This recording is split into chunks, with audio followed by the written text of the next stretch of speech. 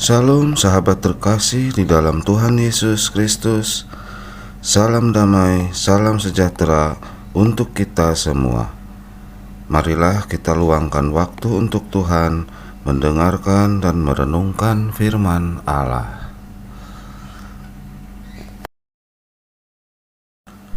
Bacaan dari kitab Habakuk bab 2 ayat 6 sampai 20. Rabu 27 Oktober 2021.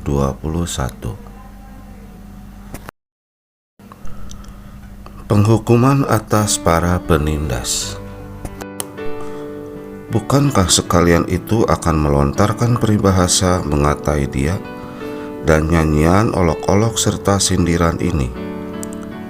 Celakalah orang yang menggaruk bagi dirinya apa yang bukan miliknya. Berapa lama lagi? Dan yang memuati dirinya dengan barang gadaian.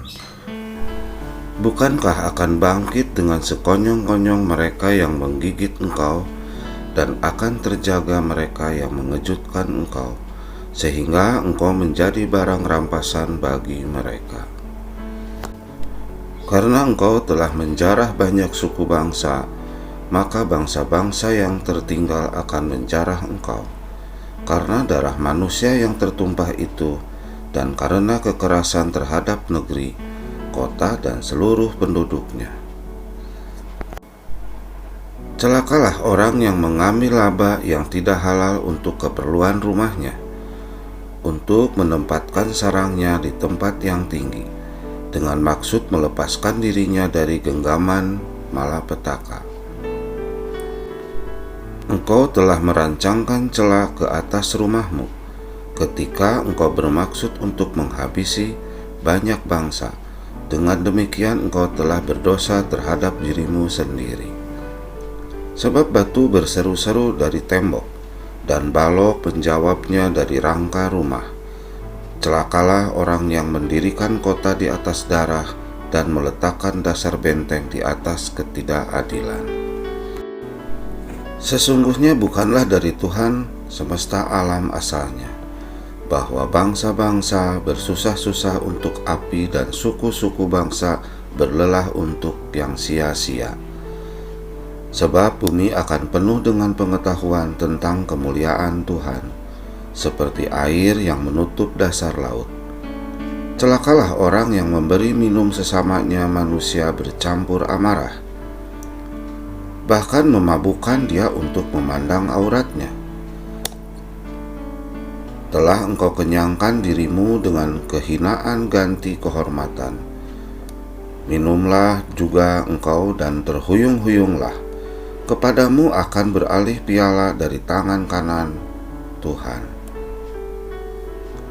dan celah besar akan meliputi kemuliaanmu. Sebab kekerasan terhadap gunung Libanon akan menutupi engkau, dan memusnahkan binatang-binatang akan mengejutkan engkau. Karena darah manusia yang bertumpah itu, dan karena kekerasan terhadap negeri, kota dan seluruh penduduknya. Apakah gunanya patung pahatan yang dipahat oleh pembuatnya? Apakah gunanya patung tuangan, pengajar dusta itu, karena pembuatnya percaya akan buatannya? Padahal berhala-berhala bisu belaka yang dibuatnya. Celakalah orang yang berkata kepada sepotong kayu, terjagalah, dan kepada sebuah batu bisu, bangunlah. Masakan dia itu mengajar? Memang ia bersalutkan emas dan perak, tetapi roh tidak ada sama sekali di dalamnya. Tetapi Tuhan ada di dalam bait-Nya yang kudus.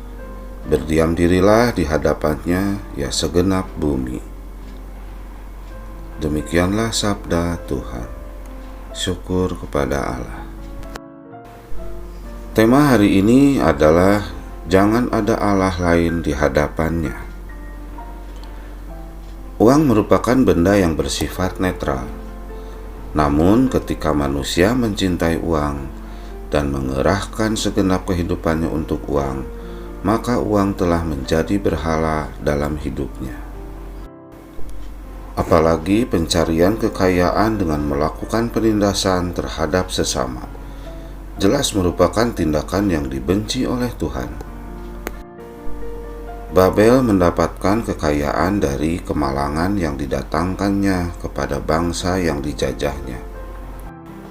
Tetapi kekayaannya itu segera menjadi sia-sia ketika murka Tuhan tertimpa atas mereka. Penindasan yang mereka lakukan terhadap Israel dianggap sebagai bagian dari kemenangan yang diberikan oleh berhala mereka.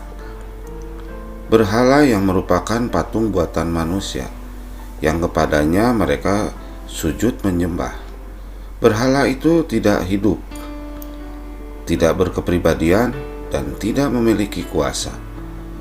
Sementara Tuhan Allah Israel adalah Allah yang hidup. Karena itu, baiklah segenap bumi datang menyembahnya. Sesungguhnya apa yang diperoleh bangsa Babel terjadi atas seizin Tuhan. Hanya Tuhan Allah yang berdaulat, tidak ada Allah lain selain Dia.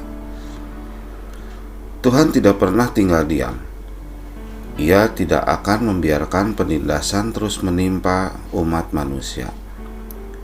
Ia akan menyatakan penghakimannya dan menegakkan keadilan kepada siapa saja yang menindas sesamanya demi kekayaan maupun kekuasaan.